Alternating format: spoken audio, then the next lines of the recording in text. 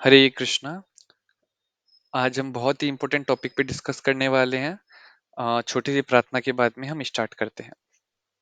ओम अज्ञानतिमिरन्धस्य ज्ञानाञ्जनशलाकया चक्षुरुन्मिलितं येन तस्मै श्रीगुरुवे नमः।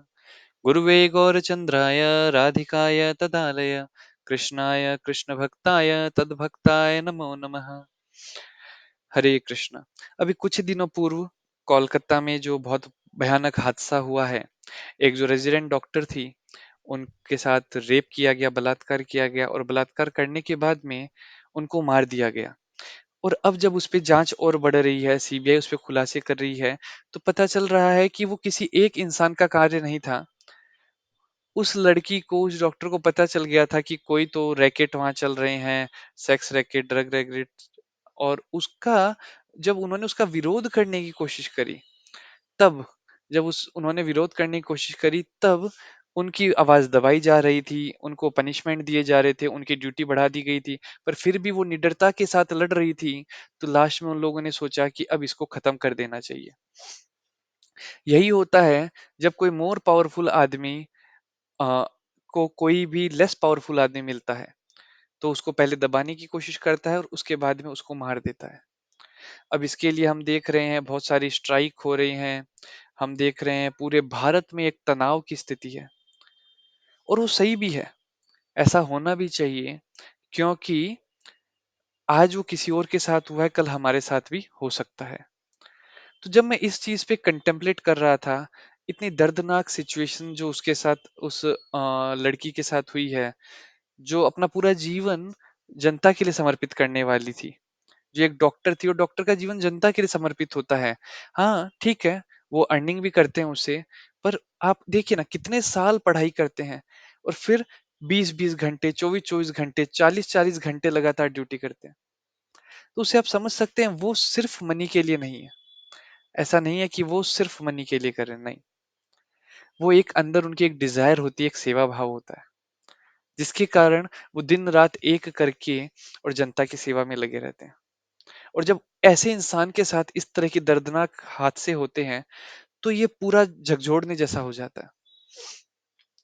जब मैंने ये बात सुनी, और जब मैंने सीबीआई के जो इंक्वायरीज है उन सबको देखा, समझा कि किस तरह से इस इतनी बड़ी घटना को अंजाम दिया गया है, और इसमें एक आदमी नहीं, कई बड़े बड़े लोग इन्वॉल्व हैं जिनको बचाया जा रहा है। कई गुंडे आते हैं जो वहां स्ट्राइक के दौरान में वहां डॉक्टर्स को पीटते हैं, और यहाँ तक कि उसके बाद एक लड़की के साथ में रेप कर दिया जाता है। मतलब आप सोचिए कितना पावरफुल इंसान है वो, जो कि यहाँ तक गिर सकता है, इतना गिर सकता है वो, कि अभी वो पकड़े जाने की उम्मीद में है, पर फिर भी किसी के साथ में रेप कर दे। तो ये बहुत ही दर्दनाक हादसा हुआ। मैं इस पे कंटेम्पलेट कर रहा था कि क्या इमीडिएट एक्शन लिया जा सकता है, जिससे इस इशू के ऊपर हमें सॉल्यूशन मिले, और विथ टाइम हम ऐसा क्या एक्शन लें जिससे इस तरह के इश्यूज हम रिड्यूस कर सकें। क्यों मैं ऐसा कह रहा हूँ, इस तरह के इश्यूज रिड्यूस कर सकें, क्योंकि ये पहला केस नहीं है। अगर आप रिपोर्ट्स देखेंगे, तो भारत में ऐसी सिचुएशन है कि हर 15 मिनट में भारत में एक रेप का केस दर्ज होता है। तो आप सोचिए, हर 15 मिनट में एक रेप केस का दर्ज होना, मतलब हर घंटे में 4 रेप, और लगभग 80 के करीब रेप एक दिन में हो रहे हैं। ये भारत में अभी सिचुएशन है। और कितने ही रेप्स तो ऐसे हैं जिनका खुलासा ही नहीं हो पाता है, उन स्त्रियों को दबा दिया जाता है, या फिर उनका मर्डर करके ऐसी जगह दबा दिया जाता है उन्हें, कि उनकी लाश तक नहीं मिलती।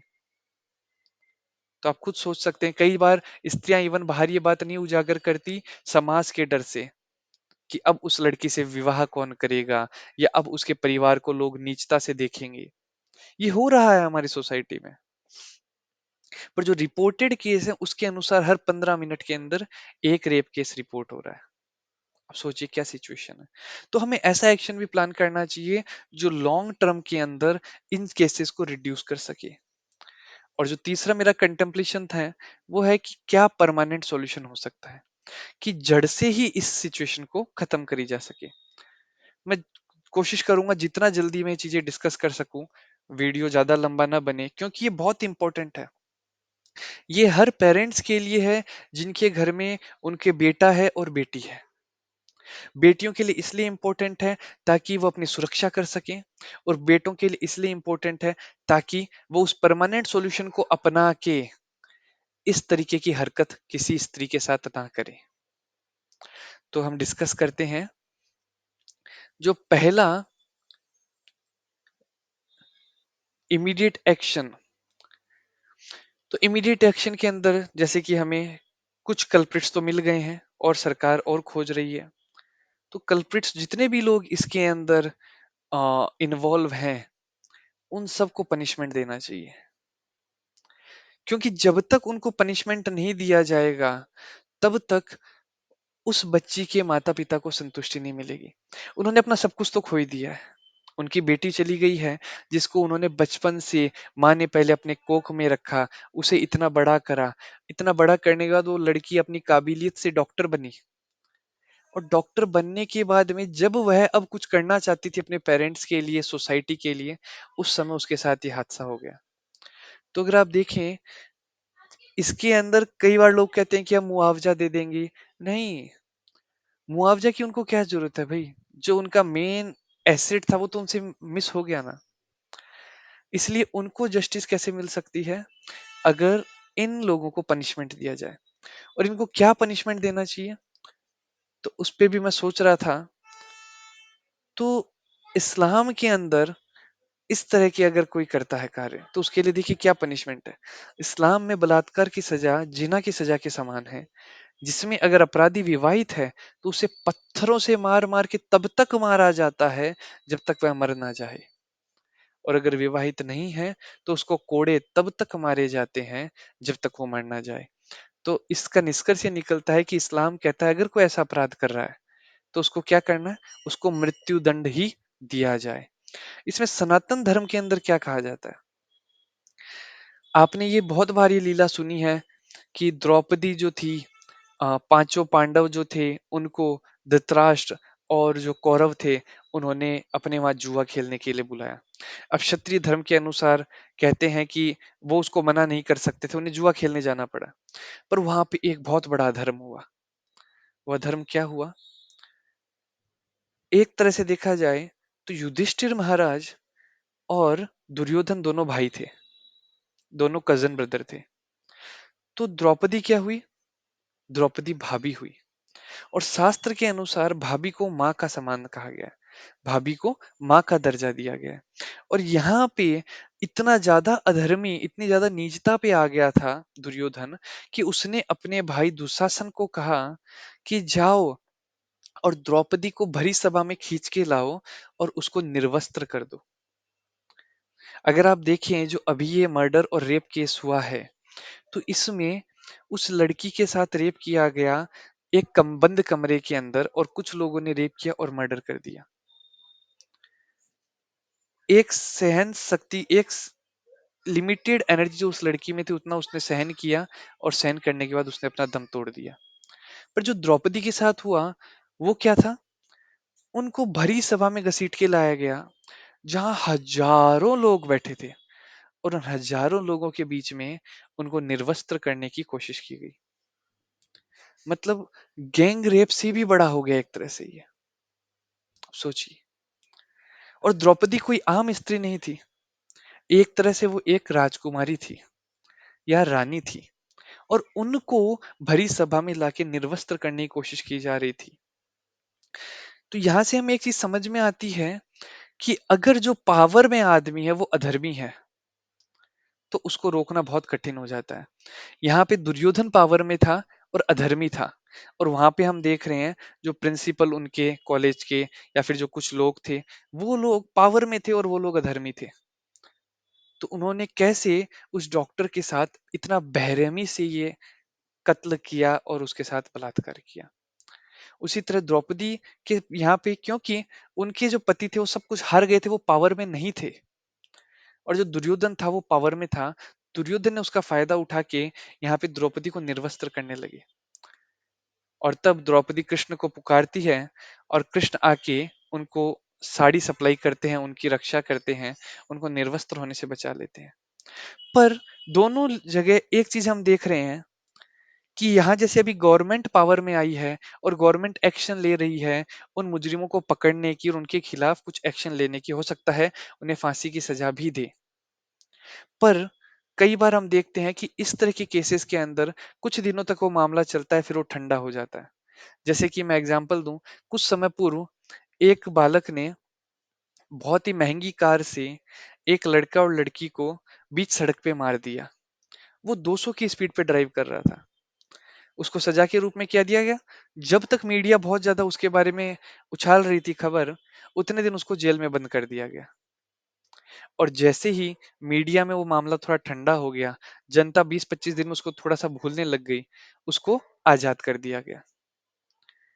सेम हो सकता है इस केस में भी हो, क्योंकि जो लोग अपराधी है वो पावर में है।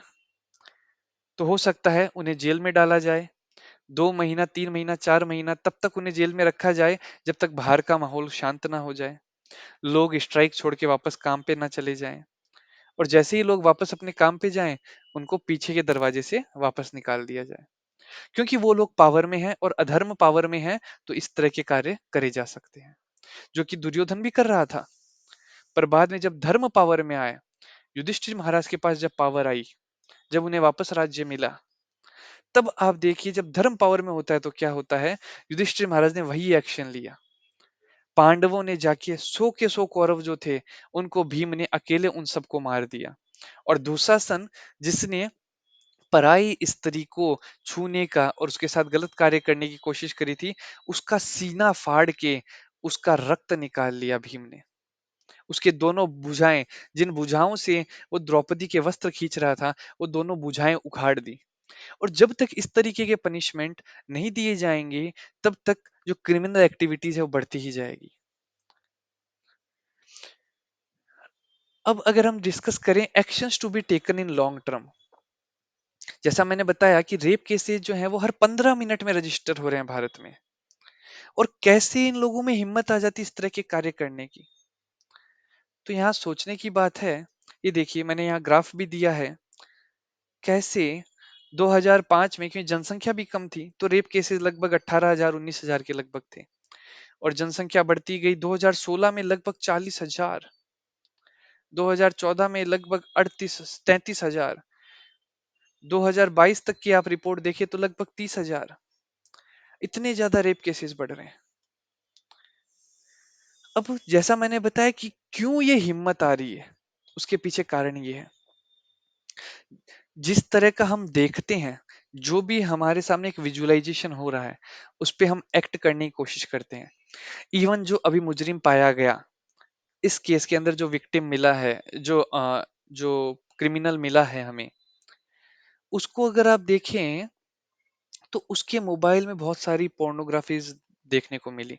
और वो भी कैसी कैसी, जिसके अंदर रेप वो कर रहा हो, जिसमें रेप हो रहा हो, इस तरह की, जहाँ पे लड़की को बहुत ही ज्यादा मारा जा रहा है, पीटा जा रहा है, खून खराबा किया जा रहा है। मतलब उसको ये अपॉर्चुनिटी दी गई थी देखने की, और इस कारण उसका मन भ्रमित हुआ और वो उसको एक्ट करने लगा। जैसा कि हम कहते हैं, मनसा वाचा कर्मणा, पहले वो हमारे मन में रहता है, फिर हमारे वचनों में आता है और फिर हमारे कर्म में आता है।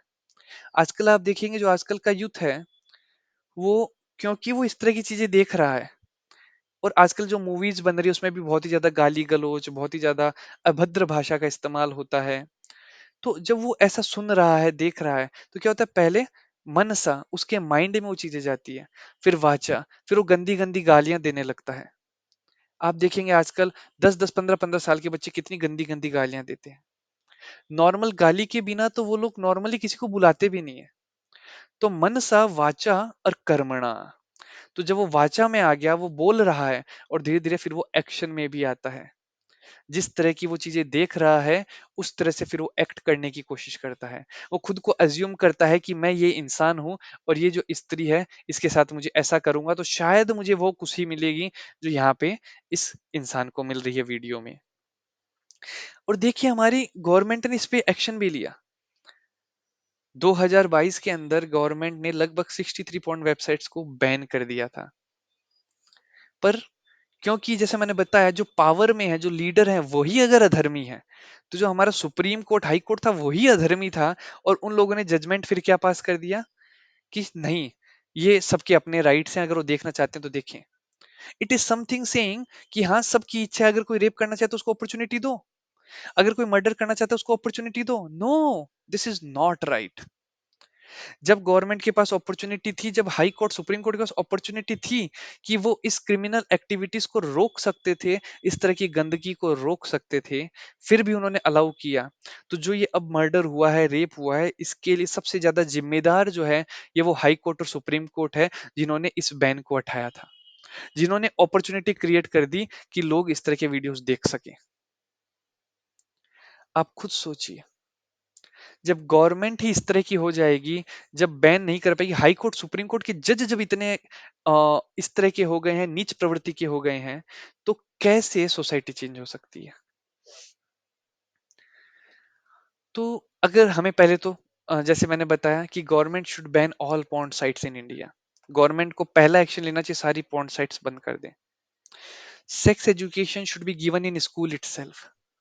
What is right, what is wrong, why masturbation is wrong, why pornography is wrong, what is actual the meaning of the sex. Sex is for the procreation of the child, sex is not for the sense enjoyment. आजकल promote किया जाता है कि masturbation तो normal है, movies बनाई जाती है कि masturbation तो नॉर्मल है, और masturbation करने के लिए आदमी क्या दिखेगा? वो पोर्नोग्राफी दिखेगा। तो आप ये कह रहे हो masturbation नॉर्मल है इसलिए पोर्नोग्राफी नॉर्मल है, और जब आप पोर्नोग्राफी देख के उसको एग्जीक्यूट करना चाहते हो तो आप ये भी कह देते हो कि रेप भी नॉर्मल है और मर्डर भी नॉर्मल है। नहीं, we have to change this thing. Sex education should be given in school itself. बच्चों को बताना चाहिए what is right, what is wrong, why they should not see porn. Porn should be banned in India. Parents should open their heart in front of kids. Parents को बच्चों से friendly way में discussion करना चाहिए, क्योंकि अगर parents friendly way में discuss नहीं करेंगे तो बच्चा पूरे मोहल्ले में जाके खोजेगा और फिर इस तरह की एक्टिविटीज को अंजाम देगा।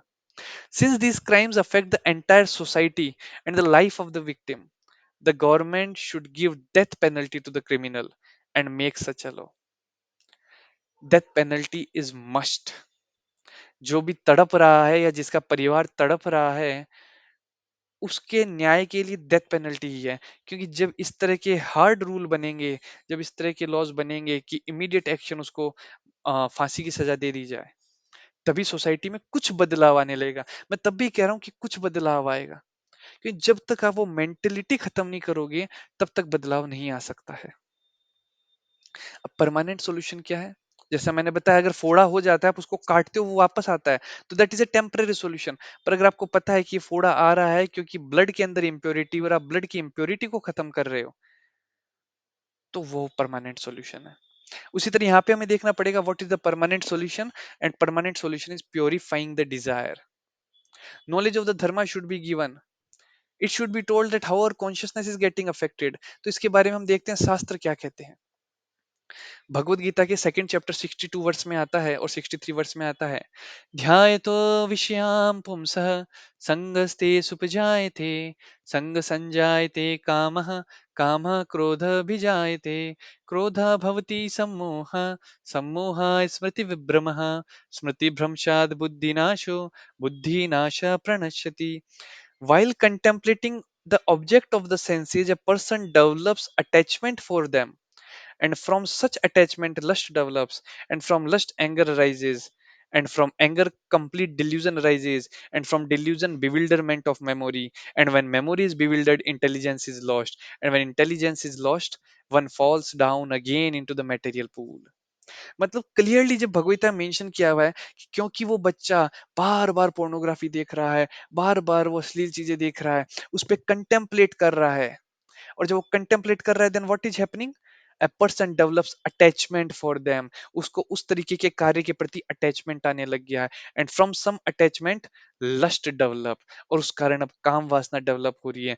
और क्योंकि वो काम वासना पूर्ण नहीं कर पा रहा है, उसके पास अपॉर्चुनिटीज उसको नहीं मिल रही है, वो बंधा बंधा महसूस कर रहा है, तो क्या हो रहा है, उसमें क्रोध आ रहा है, और जब क्रोध आता है तब वो फिर उसके कारण delusion rises and delusion bewilderment, और जब उसकी मेमोरी बिविल्डर हो जाती है तब वो क्या कर रहा है, तब वो ऐसी अपॉर्चुनिटी खोज रहा है जहां वो अपने उस लस्टी डिजायर्स को, उस कंटेम्पलेशन को पूरा कर सके, और वहां पे जाके फिर वो इस तरह के केसेस में अंजाम देता है, रेप करता है, मर्डर करता है, क्या क्या नहीं करता। तो ये सारी चीज स्टार्ट कहाँ से हो रही है? ध्याय तो विषयाम पुंस। इसलिए मैंने कहा कि we should ban porn websites. अगर उनको बैन कर दिया गया, असली चीजों को बैन ही कर दिया गया, तो वो आदमी के कंटेम्पलेशन में जाएगा ही नहीं, क्योंकि जब उसको देखने की अपॉर्चुनिटी नहीं मिल रही, तो वो उसके माइंड में घुसेगा ही नहीं। वीपीएन ब्लॉक करे जाए ताकि वो वीपीएन के द्वारा भी ना देख सके। इस तरह की चीजों को बंद किया जाए। और यहाँ पे गवर्नमेंट बहुत इंपॉर्टेंट रोल प्ले करती है, क्योंकि गवर्नमेंट ही है जो इसको कर सकती है, बाकी कोई नहीं कर सकता। So this is the first permanent solution which we are supposed to do, कि हमें पोर्न वेबसाइट्स को भारत में कंप्लीटली बैन कराना चाहिए। दूसरा परमानेंट सॉल्यूशन क्या है? What we eat that also affect. क्योंकि जो हम खाते हैं उसके अनुसार हमारा कॉन्शियस डेवलप होता है, उसके अनुसार हमारी डिसीजन लेने की कैपेबिलिटी चेंज होती है। जैसे कि फूड इन गुडनेस मेंशन है भगवत गीता में, आयु सत्व बलारोग्य सुख प्रीति विवर्धना रस्या सनिग्धा स्थिरा हृदय आहार सात्विक प्रिया। गुडनेस का फूड बताया गया क्या?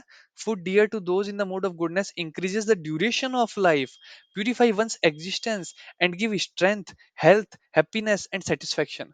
सच food are juicy, fatty, wholesome and pleasing to the heart.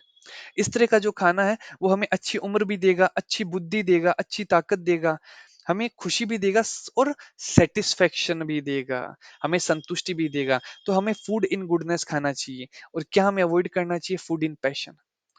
आप ऑब्जर्व करिएगा, जितने भी लोग इन क्रिमिनल एक्टिविटीज में रहते हैं, वो फूड इन पैशन और फूड इन इग्नोरेंस खाते हैं। मैं बताऊंगा अभी फूड इन इग्नोरेंस भी क्या है। ये दो तरीके के फूड ही वो खाते हैं, और उस कारण वो मेंटेलिटी वैसी हो जाती है। फूड इन पैशन क्या बताया गया? कट्वं लवणात्युष्ण तीक्ष्ण रुक्षविदाहिन आहार राजसस्यष्टा दुःख शोकामयप्रदा।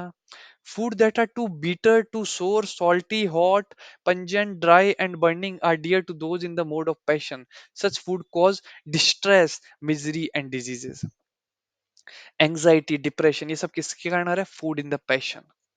और तीसरा, जो हम देख रहे हैं जो क्रिमिनल एक्टिविटीज कर रहे हैं, वो किस तरह का फूड खा रहे हैं? Food in ignorance.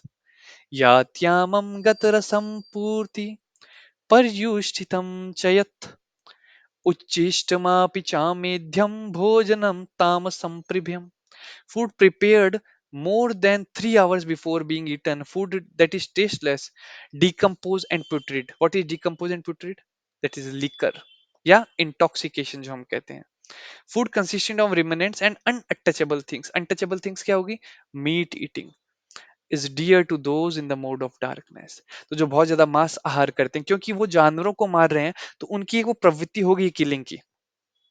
Now it is very easy for them to kill somebody, क्योंकि वो ऑलरेडी किसी जीव की हत्या कर रहे हैं। और क्योंकि उनके लिए बहुत आसान है, इस तरह के चीजों को अंजाम देना बहुत आसान हो जाता है, क्योंकि वो लिकर पी रहे हैं या इंटॉक्सिकेशन ले रहे हैं, तो उस कारण क्या उनकी बुद्धि भ्रष्ट हो चुकी है। तो इस तरह की चीजें, प्लस क्योंकि उनको मर्डर करने की आदत हो गई है, वो जानवरों को मार रहे हैं, दैट इज मर्डर। जानवरों में जान है, वो जीव हैं, तो आप जब उन्हें काट रहे हो, that is a murder. Ideally उन मर्डर्स के लिए भी सेम टू सेम हमें देना चाहिए। देख सेम हो रहा है ना, यहाँ पे वो लोग बहुत पावरफुल में थे, देवर पावरफुल, तो उन्होंने क्या करा? जो कम पावरफुल थी, जो लड़की कम पावरफुल थी, उसके साथ रेप करा और उसको मार दिया। इसी तरह जो लोग पावरफुल है, और क्योंकि जानवर कम पावरफुल है, वो उसका रेप कर रहे हैं और उसको मार रहे हैं। There is no difference, there is no difference. जानवर लोग अपनी आवाज उठा रहे हैं, पर उनकी आवाज सुन नहीं पा रहे हम, क्योंकि वो बहुत ही ज्यादा लेस पावर में है। आज इतने सारे डॉक्टर्स इकट्ठा होके मोर्चा निकाल रहे हैं, प्रोटेस्ट कर रहे हैं, इस कारण थोड़ी बहुत उनकी आवाज सुनी जा रही है, अभी भी पूरी नहीं सुनी जा रही। क्यों क्यों नहीं सुनी जा रही पूरी? उसका कारण आप देख सकते हैं कि वहां पे डॉक्टरों को दोबारा पीटा गया है, उसमें किसी का रेप कर दिया गया है, उनको बाहर उनके हाथ पांव तोड़ दिए गए हैं, क्या क्या नहीं हुआ। इतने गुंडे घुस के उनको मार दिए, मतलब उनकी आवाज अभी भी सुनी नहीं जा रही है, क्योंकि वो लेस पावर में है। उसी तरह से जो जानवर लेस पावर में, उनको मार के लोग खा रहे हैं जो मोर पावर में। Is something similar, it's not something similar, we will say it is exactly similar, क्योंकि they are doing the wrong. और इसके लिए श्रीमद् भागवतम में आता है, तपः शौचम दया सत्यमिति पादा कृते कृतः अधर्मा शेस्त्रयो भंग्या स्मय संगम देस्तव। In the age of truthfulness, ये वर्णन आ रहा है जहाँ पे कली के कली ने धर्म के 3 पाँव तोड़ दिए हैं, और वहां पे परीक्षित महाराज जाके अब कली का वध करना चाह रहे हैं, और वहां धर्म से उनका डिस्कशन हो रहा है। तो वहां वो बताते हैं कि तुम्हारे जो 4 पाँव थे, जो 4 धर्म था, क्या austerity, cleanliness, mercy and truthfulness. Austerity, तपह, शौचम मतलब क्लीनलीनेस, दया मतलब मर्सी, और सत्य ट्रूथफुलनेस, ये 4 तुम्हारे पाँव थे, या 4 पिलर थे, जो कि धर्म के 4 पिलर थे। पर 3 पाँव तोड़ दिए गए हैं, और कैसे तोड़ दिए गए हैं? एक तो है मांसाहार करके, मांसाहार करके एक पाँव तोड़ दिया गया, जो ऑस्ट्रेलिया तपस्या वाला था वो तोड़ दिया मांसाहार करके। अवैध स्त्री संग करके, इलिसिट सेक्स, इलिसिट सेक्स मतलब क्या? कोई भी पराई स्त्री जो आपकी पत्नी नहीं है उसके साथ आप सेक्स कर रहे हो, एक तरह से उसको ही बलात्कार किया जाएगा। जो आजकल लिविंग में रहते हैं वो बलात्कार ही है, that is a rape. How that is a rape? Because after that you are staying in living, you are having sex with that girl, और उसके कुछ महीनों बाद या सालों बाद आप उस लड़की को ऐसे ही छोड़ देते हो। कई बार तो लड़कियां प्रेग्नेंट हो जाती है, आप उसको ऐसे ही छोड़ देते हो, और उस लड़की का जब कहीं और शादी होता है, और जब उस लड़के को पता चलता है कि इस लड़की के साथ पहले इस तरीके के संबंध रह चुके हैं, तो उन दोनों की बॉन्डिंग खराब हो जाती है। कई बार उन लोगों में डाइवोर्स हो जाता है। तो is what is rape only. ये उसी बलात्कार का थोड़ा, आप कह सकते हो कि थोड़ा सा छोटा लेवल कर दो, पर दिट इज सेम रेप। शास्त्र कहते हैं नारी पर धारेशु, जो पराई स्त्री है वो माँ के समान है। तो अगर कोई इंसान इस तरह का लिविंग संबंध में रहता है, गर्लफ्रेंड बॉयफ्रेंड के संबंध में रहता है, तो एक तरह से जब उसका उस लड़की के साथ सेक्स हो रहा है, it is what, having sex with mother, क्योंकि वह आपकी पत्नी नहीं है, वह पराई स्त्री है। और पराई स्त्री को शास्त्र चाणक्य पंडित कहते हैं नारे पर धारेशु, वो माँ के समान है। तो वो इन्होंने तोड़ दिया नियम, ऑस्टेरिटी का नियम तोड़ दिया मांस खा के, जानवरों की हत्या करके, और क्लीनलीनेस का कर दिया, तोड़ दिया उन्होंने इलिसिट सेक्स करके, और इंटॉक्सिकेशन ने स्पॉइल कर दिया जो मर्सी, जो कृपा भाव था। और झूठ बोलते हैं या गैम्बलिंग करते हैं, उसने ट्रूथफुल को स्पॉइल कर दिया। तो यहाँ हमें समझना चाहिए कि अगर हमें परमानेंट सॉल्यूशन चाहिए, अगर हम चाहते हैं कि ये जो सिचुएशन है, सिचुएशन से हम बाहर आ सकें, तो the only solution is what, following the dharma. बच्चों को हमें ये नॉलेज देना पड़ेगा। Now let me summarise the whole thing. So if we want to stop these criminal activities permanently, then we have to close the slaughterhouses and products used for intoxication and stop eating meat. That is the first point we should focus. Second point, we should give spiritual knowledge to our children by educating them from the scriptures so that they will understand what is right and wrong. अगर उस इंसान को शिक्षा दी गई होती कि क्या गलत है क्या सही है, तो क्या वो इस तरह की हरकत करता? नहीं करता। अगर उसके माँ बाप ने उसको ये संस्कार दिए होते, उसको शास्त्र का ज्ञान दिया होता, उसको बताया होता क्या धर्म होता है क्या अधर्म होता है, और अपने जीवन में उसको पालन करने के लिए एक प्रोत्साहन दिया होता, तो आज वो इंसान ये गलत हरकत नहीं करता। तो इसमें सबसे बड़ी रेस्पॉन्सिबिलिटी पेरेंट्स की भी आती है, क्योंकि पेरेंट्स आजकल भक्ति का नॉलेज नहीं देना चाहते। उनको लगता है कोडिंग सिखा दो बच्चे को, स्विमिंग सिखा दो बच्चे को, डांसिंग सिखा दो, तो बच्चा अपनी रील्स बनाने लग जाए, वो फेमस हो जाए, रुपया कमा ले। No, that is not the goal of life. मात्र न सस्यात, पित्रो न सस्यात, गुरु न सस्यात, भार्य न सस्यात। तुम्हें माँ बनने का हक नहीं है, तुम्हें पिता बनने का हक नहीं है, तुम्हें गुरु बनने का हक नहीं है, तुम्हें पत्नी बनने का हक नहीं है। अगर तुम तुम्हारे डिपेंडेंट को एक अच्छा रास्ता नहीं दिखा सकते, उसको डिलीवरेंस का पाथ नहीं दिखा सकते, then you are not a good son even. तुम पुत्र नहीं, तुम मूत्र हो, क्योंकि पुत्र भी वहीं से आता है और मूत्र भी वहीं से आता है। अगर वो पुत्र धर्म पालन नहीं कर रहा है, तो वो मूत्र के समान बताया गया शास्त्रों में। तो जैसा मैंने बताया, we should give spiritual knowledge to our kids by educating them from the scriptures and giving them opportunity to practice what is right and what is wrong. उनको समझाया जाए ये गलत है और ये सही है। We should ban all the porn websites in India. If we can ban in the world, that is the best thing we can do. United Nations should take action on this. They should ban all the website all over the world. Just as we are striking for this murder and rape, we should also strike for the animals, because we are raping them and killing them every single day and even eating them. इस this in this case if we see, उस लड़की का बलात्कार किया गया, उसको मार दिया गया, और हर दिन कितने जो हमारे सबऑर्डिनेट मतलब जो एनिमल्स हैं, हम उनके साथ रेप कर रहे हैं, उनको मार रहे हैं और इवन उनको खा जा रहे हैं. Otherwise, there will be no difference between us and the criminals, because they are in power and they are exploiting those who are not in power. Similarly, we are also in power and we are exploiting those who are not in power. तो जब तक हम इस permanent solution पे work नहीं करेंगे, we can not bring society in the peace. हम इस सोसाइटी में पीस कभी भी नहीं ला सकते हैं. आज हम स्ट्राइक कर रहे हैं, आज हम मोर्चे निकाल रहे हैं, आज हम प्रोटेस्ट कर रहे हैं, ठीक है. ज्यादा क्या होगा, जैसे मैंने आपको बताया, क्योंकि वो लोग पावर में है, 3 महीना, 4 महीना, 5 महीना उनको जेल में रख दिया जाएगा और बाद में वो बेल लेके बाहर आ जाएंगे. इतने सालों से यही तो देखा गया है. बहुत ही कम ऐसे केसेस हुए जहां पे सजा दी जाती है, क्योंकि जो पावर में होता है वो कुछ भी कर सकता है. इसलिए हमें ऐसी सोसाइटी क्रिएट करनी पड़ेगी जहां पे उन लोगों को पावरफुल बनाया जाए, उन बच्चों को, जो आज की जनरेशन के बच्चे हैं, उनको वो प्रॉपर नॉलेज, स्पिरिचुअल नॉलेज देके उनको पावर में लाया जाए, ताकि वो इस तरह की चीजों को रोक सके. और हम इसका एग्जाम्पल भी देख सकते हैं. हमारे जो एक सीएम है भारत में, एक स्टेट के, जो इतना ज्यादा स्ट्रिक्टली इन चीजों के ऊपर वर्क कर रहे हैं अभी, जो उत्तर प्रदेश में जैसे, फिर हम देखते हैं आसाम के अंदर भी. और हम देख रहे हैं ये कुछ ऐसे लोग आए हैं जो धर्म को लेके चल रहे हैं, जो स्लोटर हाउसेस को बंद करा रहे हैं, मीट ईटिंग पे जितना वो बैन कर सके उतना बैन कर रहे हैं, लिकर के ऊपर बैन कर रहे हैं. पर वो भी पूरा नहीं कर पा रहे. क्यों नहीं कर पा रहे? क्योंकि उनके पास लिमिटेड पावर है. जितनी पावर है उतना वो एक्ट कर रहे हैं. इस तरह से अगर फ्यूचर में इस तरह के लीडर्स और पैदा होते हैं और जिनको और ग्रो किया जाता है, तभी इस तरह के केसेस हम बंद कर पाएंगे. नहीं तो, क्योंकि मैंने बताया हर 15 मिनट में हो रहा है. अब उस बात को 3-4 दिन हो गए हैं, तो उस 3-4 दिन में आप सोचिए, हर 15 मिनट में एक रेप केस हो रहा है, मतलब हर दिन लगभग 50 रेप केस रजिस्टर हो रहे हैं. तो उस घटना के बाद भी लगभग अब तक 200 रेप्स हो चुके होंगे, और हर दिन ऐसे ही होते रहेंगे. तो मेरी आप सबसे विनती है कि प्रोटेस्ट आप कर रहे हैं वो अच्छा है. उस प्रोटेस्ट के साथ आपको ये भी प्रोटेस्ट करना चाहिए कि मीट ईटिंग बैन कर दी जाए. वो बहुत इंपॉर्टेंट है.